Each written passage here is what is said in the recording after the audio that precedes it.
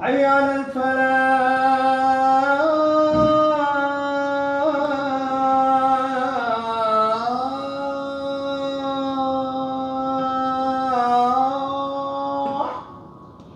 الله أكبر الله أكبر. لا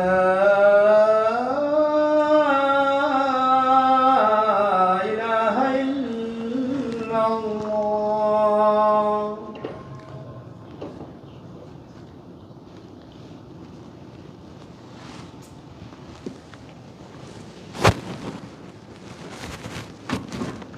إن الحمد لله نحمده ونستعين به ونستهديه ونسترشده ونعوذ بالله من شرور أنفسنا ومن سيئات أعمالنا.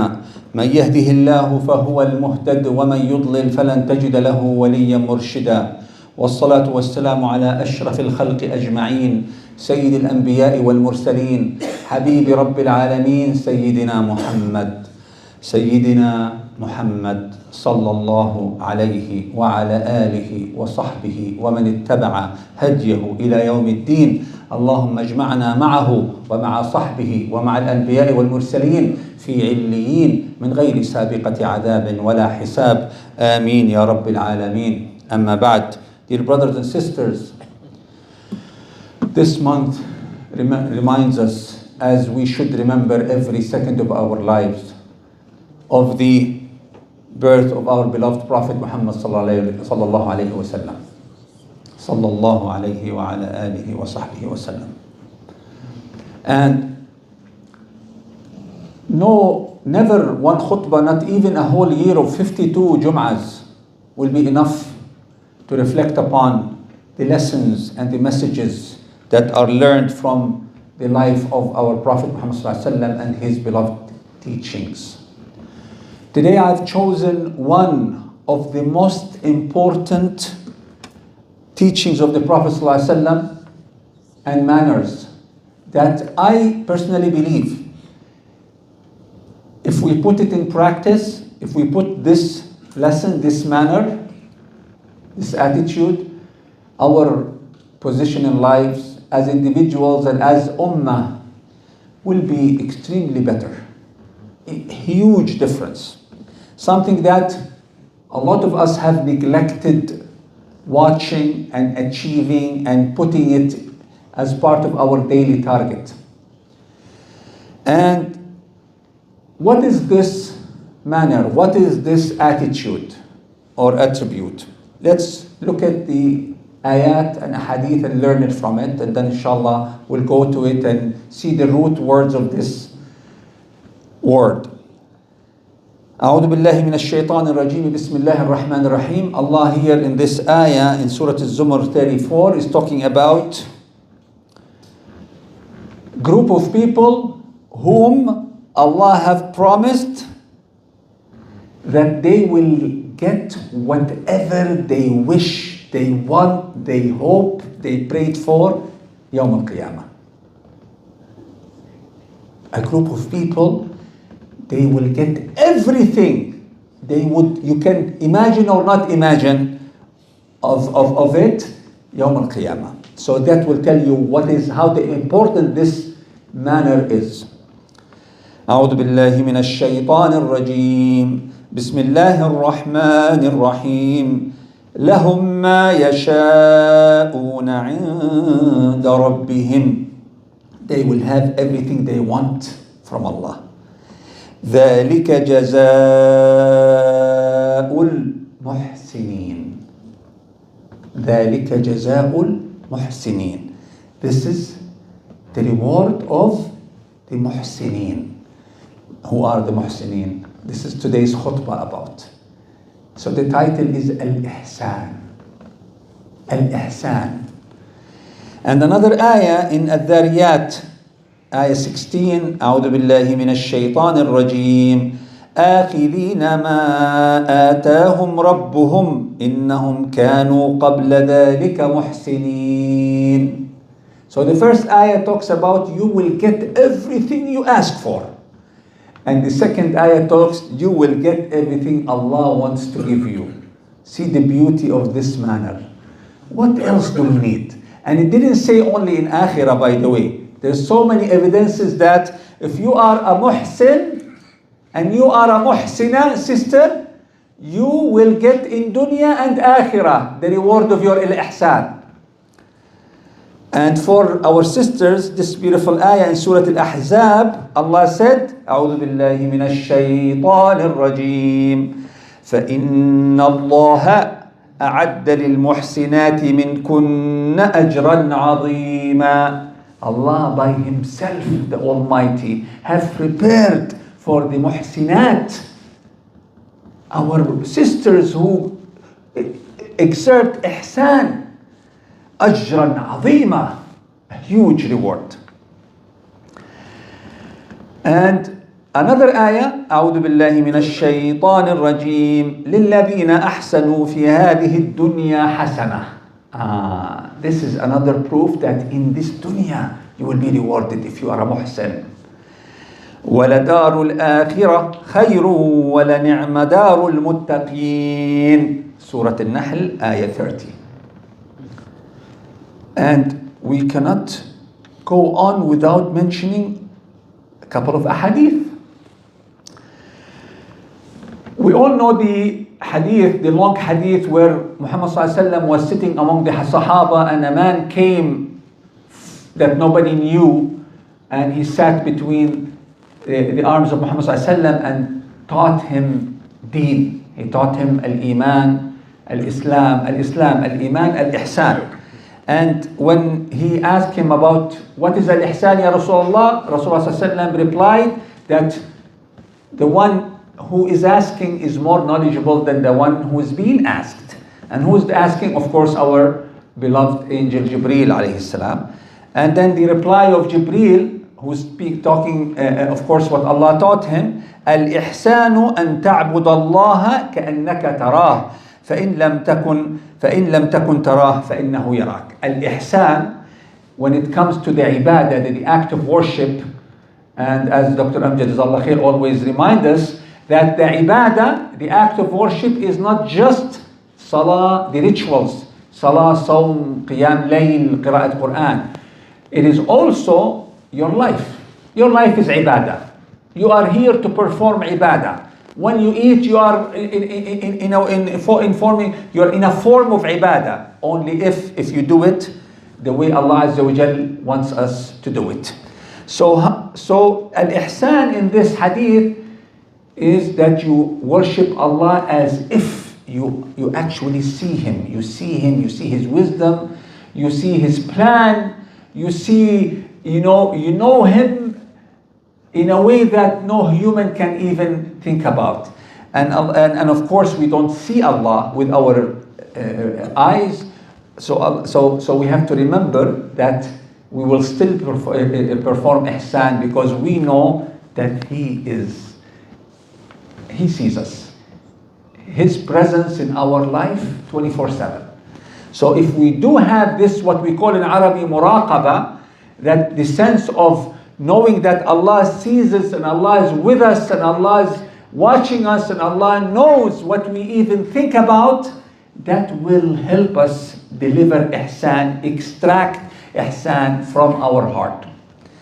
And another hadith, إن الله كتب الإحسان على كل شيء فإذا قتلتم فأحسنوا القتلة وإذا ذبحتم فأحسنوا الذبح وليحد أحدكم شفرته وليرح ذبيحته.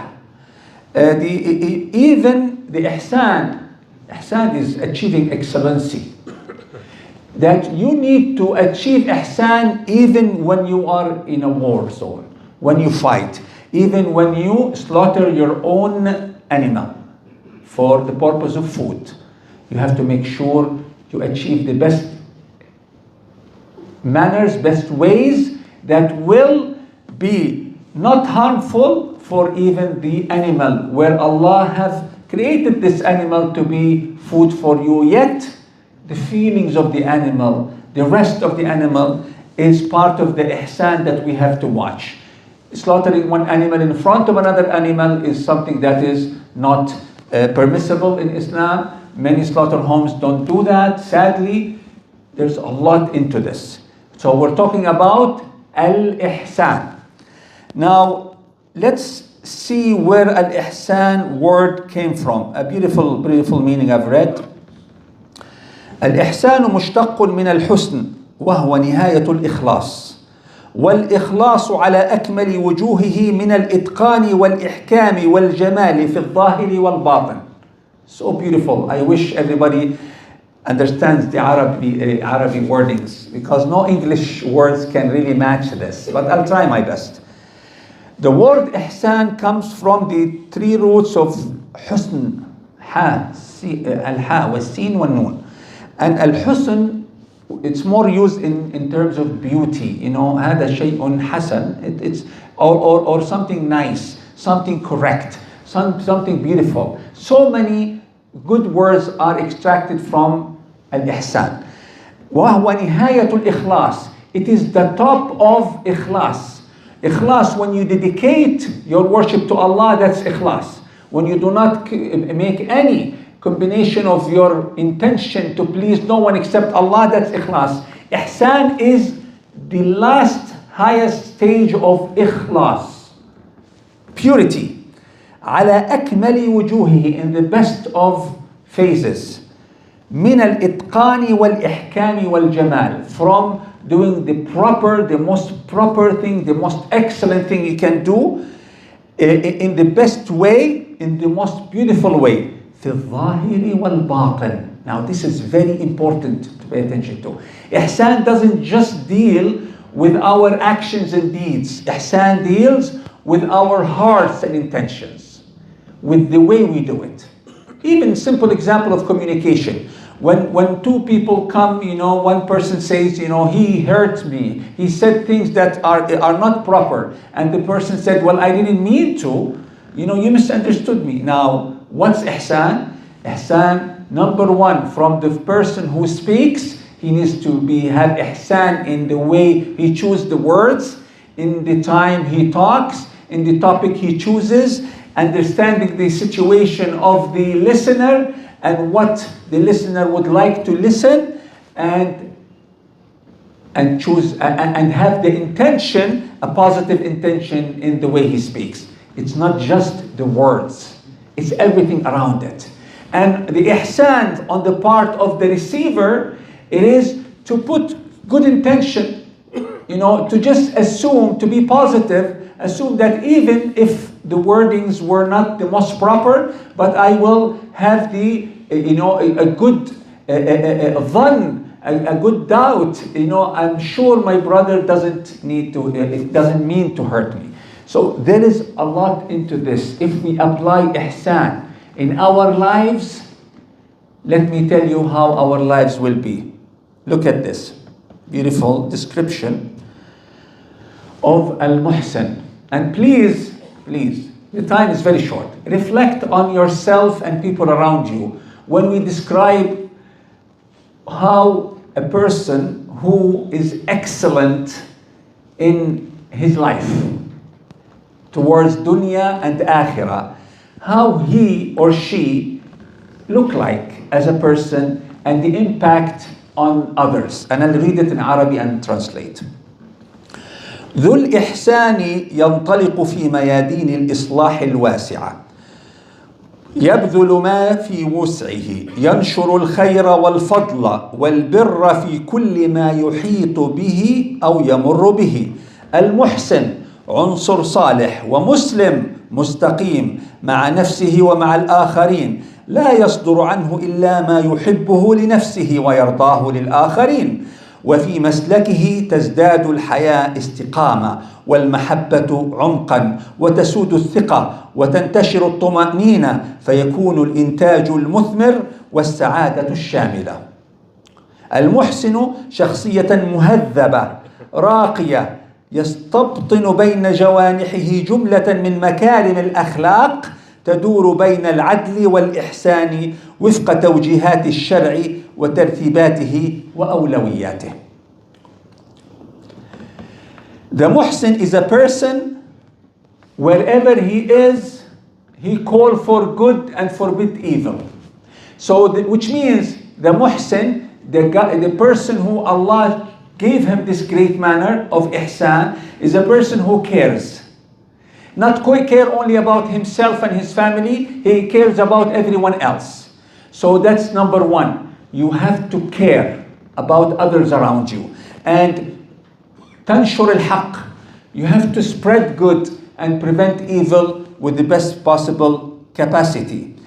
And you are a straightforward Muslim. You don't, hunt around the bushes. You don't do shortcuts. You are a straight Muslim as a muhsin. And you are straight with yourself and with the people around you. And a muhsin, when you love sincerely. When you trust sincerely. When you spread calmness. When you are around, people like you to be around them, especially your family and friends. المحسن شخصية المهذبة. You are a person of prestige, not the financial prestige, the akhlaq prestige. A person that no one fears that you can say or do something that is tough or rough. You are a person who is in a standard of akhlaq high standard of akhlaq. A person who will deal with justice and ihsan wherever they fit the most. Now, sadly, people apply justice in places where ihsan is required. What is justice? Justice is the minimum defined line between haqq and batil, between your right and my right. So it's the minimum akhlaq. Justice is if someone working for someone else and they agreed to a certain financial term. So justice requires that I am as an employer will give my employee what he agreed to take. But what is ihsan? Ihsan, if I saw my employee working hard, putting more effort than I thought, achieving bigger targets, the ihsan is I have to give him incentives and extra help even if he didn't ask. That is ihsan. That is ihsan. So we apply justice in areas and we apply ihsan, which is above justice, in more other areas. Very, very important to remember this, because Allah have ordered us in the Quran to do both. In the ayah that says, أعوذ بالله من الشيطان الرجيم بسم الله الرحمن الرحيم إن الله يأمر بالعدل والإحسان. بالعدل والإحسان. Very, very important things to remember, brothers and sisters, that we need, especially nowadays, to elevate our status as individuals and as families and societies by performing ihsan in our lives. And we will now understand, in the second khutbah, because we are not applying enough of ihsan, what type of society, what type of problems and challenges we're facing. So this is what we're going to talk about it after the short break. أقول قولي هذا واستغفر الله لي ولكم فيا فوز المستغفرين فاستغفروا الله.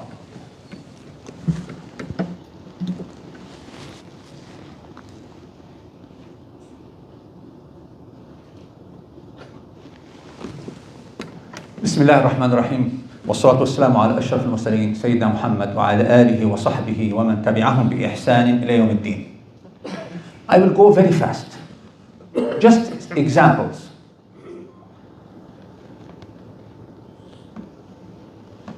As a Muslim, in the ibadah, in the worship, the justice, the minimum requirement is to do 5 times prayer a day. And minimum requirement to fast only Ramadan. Minimum requirement to go Hajj 1 time in a lifetime. And 1 Umrah could be enough. Minimum requirement. That's justice. You're just. If you just did that, you're a Muslim. You're a practicing Muslim. But is that what makes us the powerful nation of Iman? What is al-ihsan in that example? I do the 5-time prayer a day, the fard, and the nawafil, the sunnah. And I do qiyam layl. And I pray duha. And I fast Monday and Thursday. And the 3 days of the middle of the Arabi or the Hijri months. And not only give zakat 2.5% of my net income, end of the year, sadaqah and charity every day or whenever I can. See the difference between just being justice and putting ihsan in the ibadah. As a husband, applying justice. My wife, Allah gave me the duty of putting food on the table, protecting my family, and teach you Quran and Sunnah with my capacity. Allah gave you the duty to take care of the children, to feed the baby and to take care of the inside of the house as much as possible. Is this enough to have a beautiful family like a place of paradise in dunya? That's not enough. We need ihsan because we need a lot of forgiveness. We need ihsan because in the family we need a lot of compromise. We need a lot of understanding. We need how to together face the evil around the world. The challenges are big. So everybody should imagine how our families will be if we apply ihsan in such a way that as a husband, I have to look after making my wife the happiest wife on earth and making my children the happiest, peaceful, well-raised kids in the world. Not what I deserve from them. I would rather, as a muhsin, look at what I can give and give to them. The opposite, if the wife does the same. The opposite, if the children does the same. Everybody compete in the field of ihsan. You will not see any of them in the court or coming to the masjid seeking help and advices when it's most of the time too late. You will not see those kids who hate being at home or they have not much of a good relationship with their kids. This will solve a lot of problem. And it will only require to change the way we deal with each other. Use ihsan between you and Allah. Use ihsan between you and your family. And imagine when you're a doctor, a dentist, and I pay the dentist $200 to fix my tooth. He fixed it. He put this restoration. He got his money. That is adl. What about ihsan? The dentist will tell me, oh, by the way, you have other tooth might need repair in a short time. I'm going to teach you how to brush your teeth and how to floss it. And you try to, stay away from sugar, do this and that. That's ihsan. We're not talking about just justice. Then when he sees that my financials are not too much, I'm trying to avoid extra checkup or things, and he gives me extra discount. He doesn't have to, but that's ihsan. And the same applies to the teacher. He sees a child, a student in his class. Okay, I teach you math and I go. Justice. I am paid to do that. But when I see that the student is not paying attention and I talk to him in the break and try to make him feel better. If he has some challenges, give him extra, 5-10 minutes to explain something. This is ihsan. Ihsan to our neighbors, Muslims or non-Muslims. Spreading da'wah comes easy with ihsan. Why our front yard and backyard as Muslims in many cases are not the best? Why do our neighbors should see us as less than them in taking care of our lots, our homes, the noise, the amount of visitors, the parking problems? Ihsan. Ihsan, when you drive, you don't just, if there is a police or if there is a camera or those new GPS systems tells you, don't worry, there is not, this highway doesn't have any surveillance. So you go fast, you go wild. That's not ihsan. Yes, you did not break the law because the law was not there. Ihsan is watching the law and do it whether there is a police or there is no police. Ihsan. Brothers and sisters, to remember Rasulullah sallallahu alaihi wasallam, he used to, I've heard a beautiful, first time I've heard it in my life. The ihsan he did to even the worst of his enemies. In the middle of the night, Abu Jahl, la'natullahi alayhi, and someone came knocking his door. In the middle of the night, in Mecca, before Hijrah. And according to this riwayah, this story, Abu Jahl said to himself, thought that whatever this person gonna ask, I'm sure he is superly in need of help, I'm gonna give. People, Arab, Muslims and non-Muslims are, and any human being could be very generous. In Kareem, Ikram. And he opened the door and he was shocked looking at Muhammad sallallahu alaihi wasallam in the middle of the night, visiting home, Abu Jahl.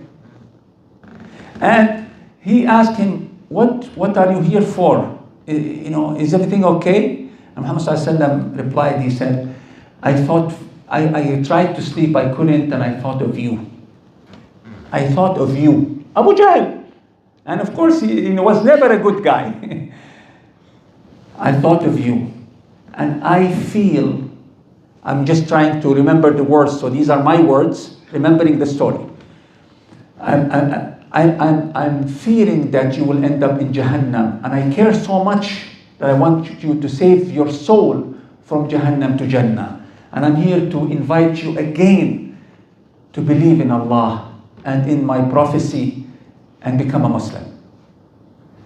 See the ihsan?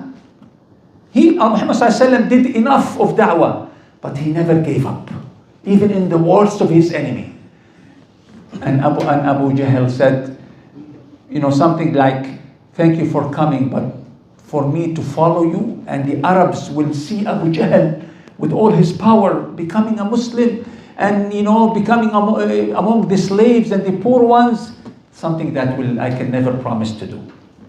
Muhammad sallallahu alaihi wasallam did his best with ihsan, and he left. And it's up to Allah Azza wa Jal for these people to be guided. So please, today, just after the salah, think in all the areas of my life, how can I put ihsan in action? Today I want my wife, if I'm married, my husband, as for sisters, to feel that let's put ihsan, not just what is the minimum.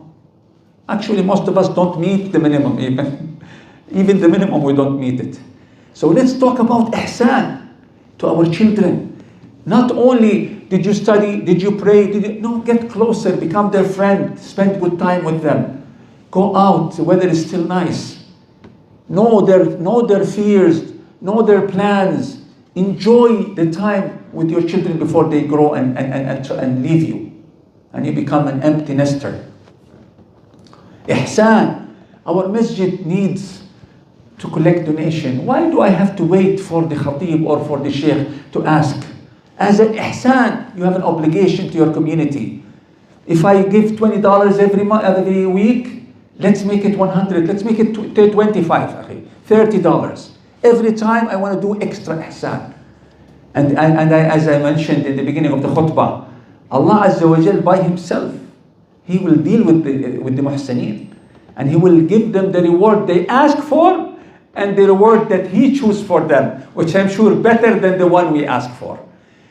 We can never have enough of this topic, and we can have tons of examples where we can put ihsan. But believe me, if Muslims, we are almost 2 billion Muslims around the world, if we have ihsan in our hearts, in our ibadah, in our relationship, in dunya matters, this will not happen to Gaza or Palestine or Sudan or Kashmir or Myanmar, or in China, Muslims will live in, with dignity.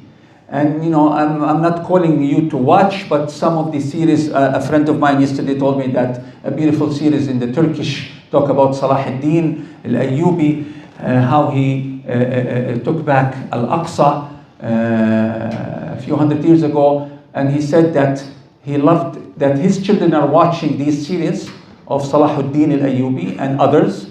Okay, of course these have a lot of drama and mixed haram halal scenes, but I'm just saying that when I've reflected upon his talk, how Salah ad-Din, and others like Umar al-Khattab before him was able to win Al-Aqsa back to the Muslims, it is because they applied ihsan in the preparation, ihsan in the execution, ihsan in the maintenance, and in empowering people with ihsan. And Gaza, inshallah, we make dua that Allah Azza wa Jalla will elevate the ghumma and the hardship from Gaza people and all people in the world. Ameen. Oh Allah, forgive our shortcomings to our brothers and sisters in Palestine. Allahumma ighfir lana warhamna. Allahumma ighfir lana warhamna. Allahumma arhamna fawqa al-ardi wa tahta al-ardi wa yawma al-ardi alayk. اللهم آت أنفسنا تقواها وزكها أنت خير من زكاها فأنت وليها ومولاها. اللهم ارزقنا الإحسان في كل شيء. اللهم اجعلنا من المحسنين والمحسنات. اللهم اجعلنا من المحسنين والمحسنات. اللهم اجعلنا من المحسنين والمحسنات. اللهم اجعلنا ممن يقتفي أثر نبيك محمد صلى الله عليه وسلم في أخلاقه وأعماله كلها. Oh Allah, make us among those who follow the footsteps of the beloved Prophet Muhammad صلى الله عليه وسلم in all his life. Oh Allah, make us celebrate Muhammad sallallahu alaihi wasallam in every day in our lives by following his sunnah sallallahu alaihi wasallam. Oh Allah, make us of those who will meet Muhammad sallallahu alaihi wasallam on Qiyamah and him being proud of us being his true followers. Oh Allah, make us among those who apply ihsan in our lives, in our ibadah, in our muamalat, in our akhlaq, in our dealing with others, in our families. Ameen ya Rabbil Alameen. Oh Allah, give us the ability to perform ihsan in supporting our brothers and sisters in Palestine, in Al-Aqsa, in Kashmir, in Sudan, in Myanmar, in India, in China, wherever the need of support, even for non-Muslims who need our support. Oh Allah, give us the ability to exert ihsan so we can give the support with ihsan ya Rabbil Alameen. آمين آمين آمين. إن الله وملائكته يصلون على النبي يا أيها الذين آمنوا صلوا عليه وسلموا تسليما. وأنت يا أخي أقم الصلاة.